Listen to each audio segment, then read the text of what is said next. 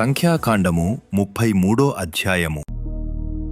మోషే అహరోనుల వలన తమ సేనల చొప్పున ఐగుప్తు దేశములో నుండి బయల్దేరి వచ్చిన ఇశ్రాయేలీయులు చేసిన ప్రయాణములు ఇవి.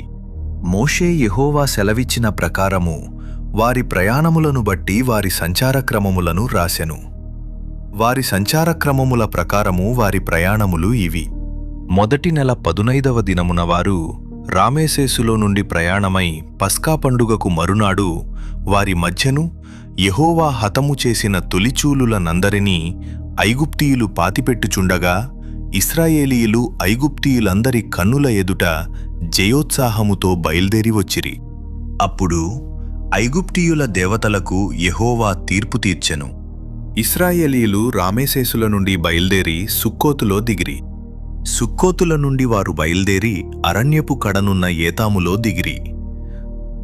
ఏతాములో నుండి బయల్దేరి బయల్సేఫోను ఎదుటనున్న పీహహీరోతు తట్టు తిరిగి మిగ్దోలు ఎదుట దిగిరి. పీహహీరోతుల నుండి బయల్దేరి సముద్రము మధ్య నుండి అరణ్యములోనికి చేరి ఏతాము అరణ్యమందు 3 దినముల ప్రయాణము చేసి మారాలో దిగిరి. మారాలో నుండి బయల్దేరి ఏలీముకు వచ్చిరి. ఏలీములో 12 నీటి బుగ్గలును 70 ఈత చెట్లును ఉండెను. అక్కడ దిగిరి. ఏలీముల నుండి వారు బయల్దేరి ఎర్ర సముద్రము నొద్ద దిగిరి. ఎర్ర సముద్రము నొద్ద నుండి బయల్దేరి సీను అరణ్యమందు దిగిరి. సీను అరణ్యములో నుండి బయల్దేరి దోపకాలో దిగిరి. దోపకాలో నుండి బయల్దేరి ఆలూషులో దిగిరి. ఆలూషులో నుండి బయల్దేరి రెఫీదీములో దిగిరి. అక్కడ జనులు త్రాగుటకై నీళ్లు లేకపోయెను. రెఫీదీములో నుండి బయల్దేరి సీనాయి అరణ్యమందు దిగిరి. సీనాయి అరణ్యము నుండి బయల్దేరి కిబ్రోతు హత్తావాలో దిగిరి. కిబ్రోతు హత్తావాలో నుండి బయల్దేరి హజేరోతులో దిగిరి. హజేరోతులో నుండి బయల్దేరి రిత్మాలో దిగిరి. రిత్మాలో నుండి బయల్దేరి రిమ్మోను పారేస్లో దిగిరి. రిమ్మోను పారేస్లో నుండి బయల్దేరి లిబ్నాలో దిగిరి. లిబ్నాలో నుండి బయల్దేరి రీసాలో దిగిరి. రీసాలో నుండి బయల్దేరి కెహేలతాలలో దిగిరి. కెహేలతాలలో నుండి బయల్దేరి షాపెరు కొండనొద్ద దిగిరి. షాపెరు కొండనొద్ద నుండి బయల్దేరి హరాదాలో దిగిరి. హరాదాలో నుండి బయల్దేరి మకెలోతులో దిగిరి. మకెలోతులో నుండి బయల్దేరి తాహతులో దిగిరి. తాహతులో నుండి బయల్దేరి తారహులో దిగిరి. తారహులో నుండి బయల్దేరి మిత్కాలో దిగిరి. మిత్కాలో నుండి బయల్దేరి హష్మోనాలో దిగిరి. హష్మోనాలో నుండి బయల్దేరి మొసేరోతులో దిగిరి. మొసేరోతులో నుండి బయల్దేరి బెనేయాకానులో దిగిరి. బెనేయాకానులో నుండి బయల్దేరి హోర్ హగ్గిద్గాదులో దిగిరి. హోర్ హగ్గిద్గాదులో నుండి బయల్దేరి యొద్బాతాలో దిగిరి. యొద్బాతాలలో నుండి బయల్దేరి ఎబ్రోనాలలో దిగిరి. ఎబ్రోనాలో నుండి బయల్దేరి యెసోన్గెబెరులో దిగిరి. యెసోన్గెబెరులో నుండి బయల్దేరి కాదేషు అనబడిన సీను అరణ్యములో దిగిరి. కాదేషులో నుండి బయల్దేరి ఎదోము దేశము కడనున్న హోరుకొండ దగ్గర దిగిరి.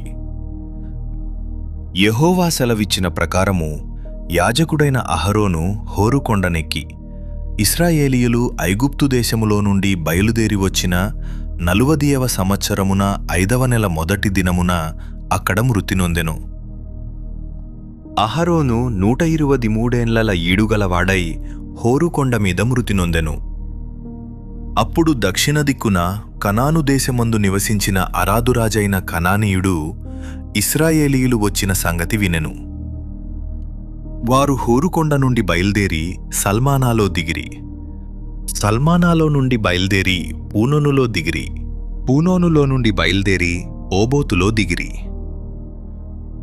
ఓబోతులో నుండి బయల్దేరి మోయాబు పొలిమేర యొద్దనున్న ఈయే అబారీములో దిగిరి. ఈయే అబారీములో నుండి బయల్దేరి దీబోనుగాదులో దిగిరి. దీబోనుగాదులో నుండి బయల్దేరి అల్మోను దిబ్లాతాయిములో దిగిరి. అల్మోను దిబ్లాతాయిములో నుండి బయల్దేరి నెబో ఎదుటి అబారీము కొండలలో దిగిరి. అబారీము కొండలలో నుండి బయల్దేరి ఎరికో దగ్గర యొర్దానుకు సమీపమైన మోయాబు మైదానములలో దిగిరి. వారు మోయాబు మైదానములలో బేత్యెషిమోతు మొదలుకొని ఆబేలు షిత్తీము వరకు యొర్దాను దగ్గర దిగిరి. ఎరికో యొద్ద అనగా యొర్దానుకు సమీపమైన మోయాబు మైదానములలో యెహోవా మోషేకు ఈలాగు సెలవిచ్చెను. నీవు ఇశ్రాయేలీయులతో ఇట్లనము, మీరు యొర్దానును దాటి కనాను దేశమును చేరిన తరువాత ఆ దేశ నివాసులందరినీ మీ ఎదుట నుండి వెళ్ళగొట్టి వారి సమస్త ప్రతిమలను నాశనము చేసి వారి పోత విగ్రహములనన్నిటినీ నశింపచేసి వారి ఉన్నత స్థలములనన్నిటినీ పాడుచేసి ఆ దేశమును స్వాధీనపరుచుకుని దానిలో నివసింపవలెను. ఏలయనగా దాని స్వాధీనపరుచుకొనున్నట్లు ఆ దేశమును మీకిచ్చితిని. మీరు మీ వంశముల చొప్పున చీట్లు వేసి ఆ దేశమును స్వాస్థ్యములుగా పంచుకొనవలెను. ఎక్కువ మందికి ఎక్కువ స్వాస్థ్యమును, తక్కువ మందికి తక్కువ స్వాస్థ్యము ఇయ్యవలెను. ఎవని చీటి ఏ స్థలమున పడునో వానికి ఆ స్థలమే కలుగును. మీ తండ్రుల గోత్రముల చొప్పున మీరు స్వాస్థ్యములు పొందవలెను. అయితే మీరు మీ ఎదుట నుండి ఆ దేశ నివాసులను వెళ్ళగొట్టని ఎడల మీరు వారిలో ఎవరిని ఉండనిచ్చెదరో వారు మీ కన్నులలో ముండ్లుగాను మీ ప్రక్కలలో శూలములుగాను ఉండి మీరు నివసించు ఆ దేశములో మిమ్మును బాధ పెట్టెదరు. మరియు నేను వారికి చెయ్యతలంచినట్లు మీకు చేసెదనని వారితో చెప్పుము.